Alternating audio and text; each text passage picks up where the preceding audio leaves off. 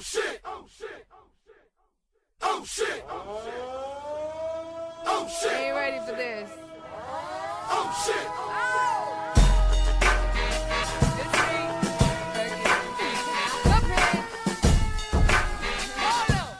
Hello everybody, and Happy New Year. Welcome to 2018, where we're all praying that it won't be bad as 2017, or 2016, or 2015, or 2014. Now that 2017 is all wrapped up and thrown into the garbage where it belongs, I just wanted to give you all my top 5 favorite coping mechanisms of that year. Movies. My top 5 favorite movies of that year, as we prepare to slide in to a whole new foray. I think that's a word. A whole bunch of new flicks. So, here we go. And so, starting with number 5, released on March 10th, it is Kong Skull Island. It starred Tom Hiddleston, and I'm going to go off of memory here, but so it's about this Japanese guy, right? He's played by Miyagi. He's a really good singer. You should look him up. Well, let's see. What happened? There's a monkey fight. Big, strong gorilla, angry, giant monsters, colorful explosions. John C. Reilly playing himself. I cannot remember what this movie was about. It came out in March. Anyway, the point is, it was probably one of my biggest surprises of that year, and I ended up giving it a 4 out of 5. I went into it expecting at the very least that it was better than the Peter Jackson fucking 4-hour long King Kong that came out in 2007. Something, it wasn't good. No one with Jack Black in it. That one wasn't good. It wasn't good at all. I actually had an entire course in school dedicated to why that movie wasn't good. It was a great class. And I was not let down at all. The colors, the visuals, the direction, the acting, Kong himself, the characters, all of it were all way better than they needed to be, frankly.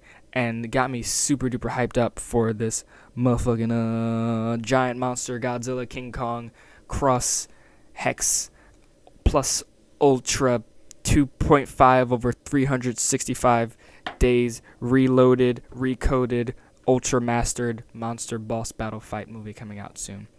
I kind of just dissociated while I was saying all of that. Godzilla's fighting King Kong in a sequel. It was really good. You should have said it after the credits. And it's going to be awesome. So, Kong Skull Island, huge surprise. Very, very good. Super hyped for the future of that franchise. Moving on to number 4, it is none other than my boy Johnny Wick, Chapter 2. It was released on February 10th and starred Keanu Reeves. This one picks up right where the first one left off. If you haven't seen the first one, you really, really should. It's bigger and badder. John Wick, he got a new dog, and he's pissed. He's just trying to sleep. The man just wants to rest. He wants to retire, but niggas keep bothering him and making him. He's like, I guess I got. Ooh, here I go killing again. That's essentially John Wick, and he's roped into another whole assassination thing, and he's the top hitman, and everyone fears him. Everyone in the world knows John Wick's name, and it's just it provides such an excellent lore and dynamic between John Wick and other hitmen and other just average people, and just the story behind John Wick is just so intricate. It's incredible, and I ended up giving it a 4 out of 5. And the only reason it didn't get any higher than that is just because it didn't make me respond emotionally. But in my top 100 favorite movies, which you can view on my letterboxd account, it's my top 4-star movie. So this is peak 4-star for me. It was just super duper good. And of course, I'm looking forward to John Wick Chapter 3 coming out whenever. It's going to be awesome. Ruby Rose is in it. Ruby Rose. She was in it. She's great in everything she does. So number 3 was one I was really stoked about from the jump, and that was Baby Driver, directed by probably my favorite director, Edgar Wright, and starring Ansel Elgort. And it was released on June 28th. So Baby Driver is about a getaway driver named Baby who has these weird quirks. I hate that word, but they're weird.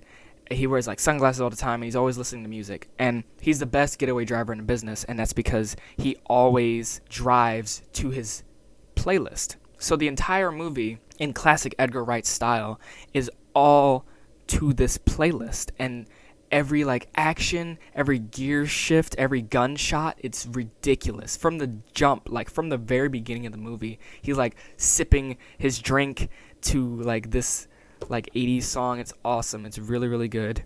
And I ended up giving that a 4.5 out of 5. And it didn't like make me emotional in like a crying sort of way, but it was just so good. Like really, really good. And what this had over John Wick for me was John Wick definitely had like much better characters in general. They were much more multidimensional and all that, like better fleshed out, I mean. But Baby Driver just was the peak of just entertainment in general. Non-stop, so unique. I love original movies. John Wick is not an adaptation or anything, and it's not a remake, but it's a sequel. So John Wick kind of did everything from the first one except much, much better. Baby Driver was a whole fresh new thing, and it was just amazing. The directing, the writing, all of it. Edgar Wright is one of the best directors of our like generation, I think, and I feel like that's not an exaggeration at all. It was just a super good movie. And yeah, so that was my number 3. Moving on to number 2, it was a relative surprise for me, despite how much I enjoyed the original. We're talking about Guardians of the Galaxy Volume 2, starring Chris Pratt and released on May 5th. So Guardians of the Galaxy is the Marvel movie. It picks up, I think, I'm not sure actually how long after the original movie, but the Guardians are back, and they're here with the shenanigans.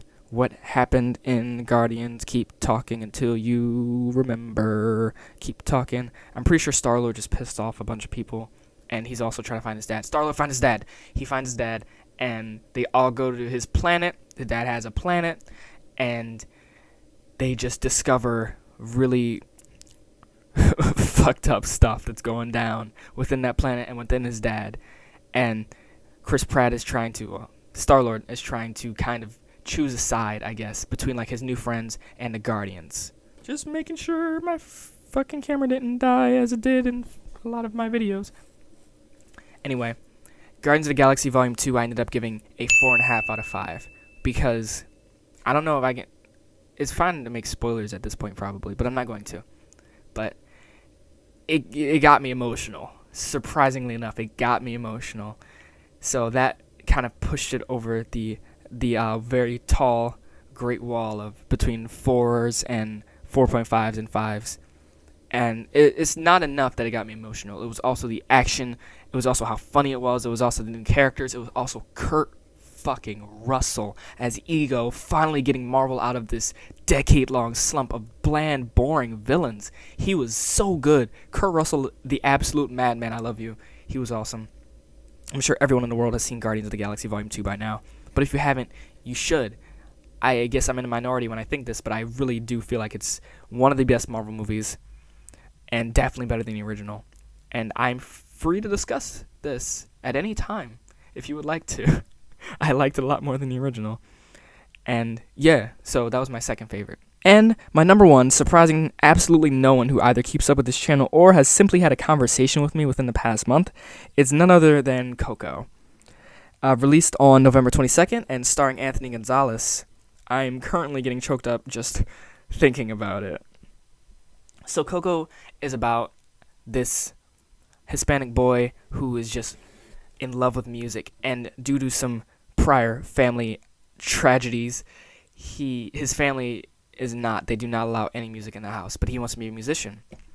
And through some cosmic fuckery, he ends up in the land of the dead, where he ventures off to meet his musician ancestors and get them to kind of give him that path and give him the green light to go back to the living world and become a great musician.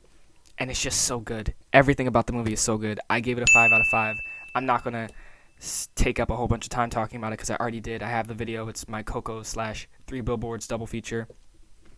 It was just a really good movie. The music, the characters, the animation was mind-blowing, and just everything about it was just super duper good.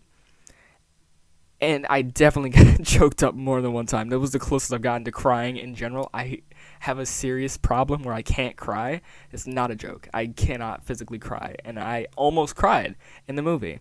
I think I kind of wig myself out because when I feel myself about to cry on those rare moments, I'm like, oh, here it comes, and I like psych myself out of it, and then I end up not crying. But I was very close to crying in this movie. And it was just a flawless movie. You should really check it out. I heavily recommend it to everyone. It's definitely one of the best Pixar movies, and is definitely one of the best movies of 2017, just objectively speaking here. I'm sorry that the Academy doesn't believe in anything but like the latest Disney movie, and it doesn't actually think or take animation seriously in any way, but they should, and more people should, because animation is a serious art, and this is a shining testament to that. And that's all.